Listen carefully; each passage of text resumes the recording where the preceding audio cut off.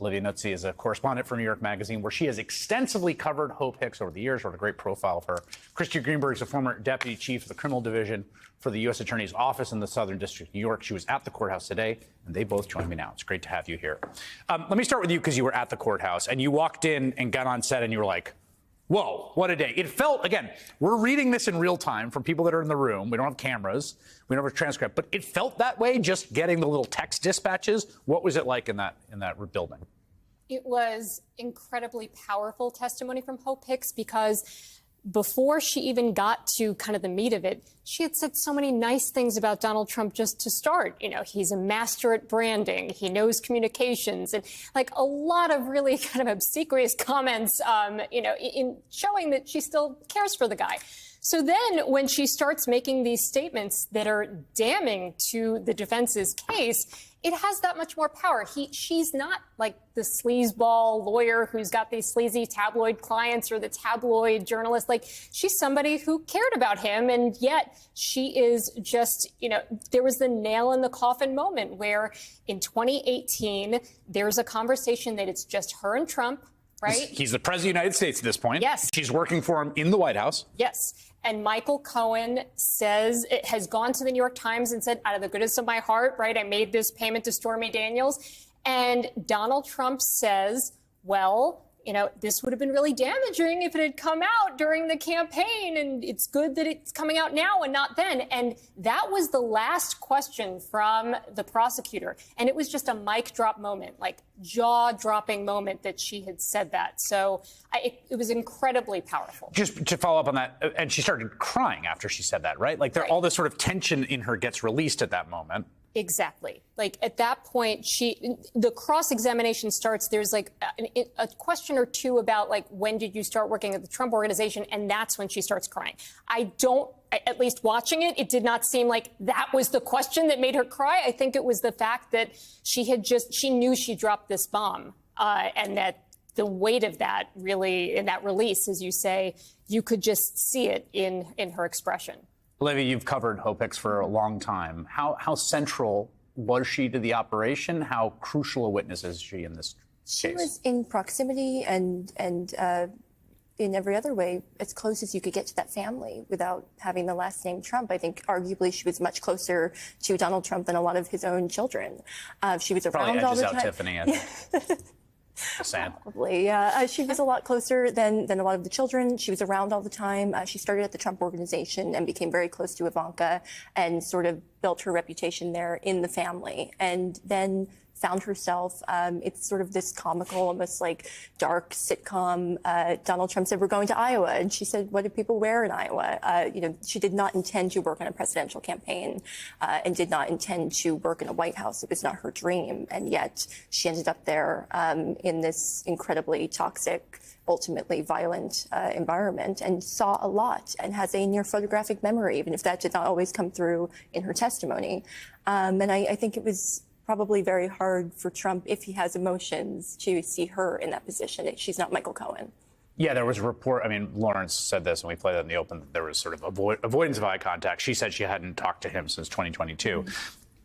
It seems to me like there are two key parts of the prosecution's case that Hicks helps the prosecution with. One is, was this about the campaign, right? Because that's key to the motive. And the other was this being done by other people, or did Trump have a role? And my understanding is the testimony spoke to both of those. But on the second, you talked about the first one. On the second one, like, it's pretty clear from her testimony, at least, according to her, that he was involved. This was not an off-book operation freelanced by Michael Cohen. Exactly right. And so she talks about the fact that when the inquiry first comes in, before the Wall Street Journal publishes that the National Enquirer is trying to, squash this story about Karen McDougal, when that inquiry first comes in, Donald Trump goes to Hope Hicks and says, what did David Pecker tell you?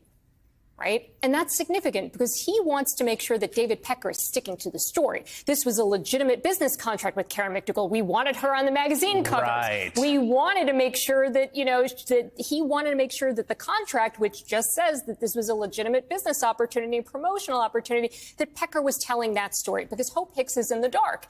And then after the article is published, This is the Wall Street Journal article. The Wall Street Journal Right. article. After it's published, this is now a few days before the election, November 4th, 2016. After the article is published, what does Donald Trump say to Hope Hicks? How's it playing? And that's what he would say whenever he wanted to find out how something was being received in the press. Again, related to the election. Now, she also testified, as you mentioned in the opening, that, he said maybe make sure the newspaper doesn't go to Melania. And that's also fine. Like, you can have both purposes so long as the campaign is front and center, which it clearly was, and which Hope Hicks testified that it was. But again, like, his focus was also on getting David Pecker's phone number after the article came out. He asked Hope Hicks, give me Pecker's phone number, and then afterwards says, it's all good. Like, we talked, it's all fine. Right, so Karen's he's good, which is what Pecker testified. How's our girl? Again, yes, this corroboration of what we've already heard from Pecker, again, showing Donald Trump is right in the center of this. And Hicks, part of what was fascinating to me, again, as I was sort of reading this through our internal Slack channel, is that, again, it was a reminder of the sheer chaos and crisis and almost tipping point moment of the Access Hollywood tape, and the fact that that article that does come out before the election ultimately ends up spaced out enough that it wouldn't, like, if that had come out the day after Access Hollywood, or 2 days after, or 3 days, like, that could have been it, right? I mean, you were there covering it. That could have been it. Yeah, they got sort of lucky with the timing of that. And also remember, at that time, it's easy to forget now. I think I've repressed a lot of it. I think most Americans have. It was one allegation after another. It was more than 24 allegations in the end of some sort of sexual misconduct or impropriety. And it was just one thing after another. They're running against Hillary Clinton. It's not like they think that they're going to do well with women voters overall, but it's just this sort of torrent of negative information. And this is yet another thing. Let me ask you about the moment when Hope Hicks cried. I understand you've been doing some reporting about that. Yeah, I mean, my understanding was, look, she did not want to testify. She was compelled to testify. It's not as though she raised her hand and said, yes, I want to help ruin Donald Trump's life, right? This is someone who's been very important to her, even if she does maintain very complicated, conflicted feelings about him. And my understanding was that being asked about the opportunities that he had given her in her life sort of brought all of that back and made her very emotional, that it was not a direct response to the realization. Because that's how the cross started. Yes. Which is sort of a kind of like twisting the knife. Yeah. Right? Like, this guy that gave you everything, you're up here testifying against him.